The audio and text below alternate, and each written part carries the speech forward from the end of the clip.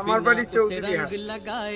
আমাদের সরকার বাড়িতে না এরকম হোলি কোনোদিন করিনি, কিন্তু সরকার বাড়ি হোলি একটাই ছিল, আমার মা বাবার পায়ে আবির দিয়ে আমরা Holi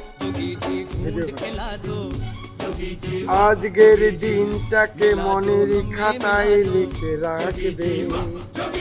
I love you India, I love you my family, I love you मेरा दोस्त, I love you मेरा फ्रेंड।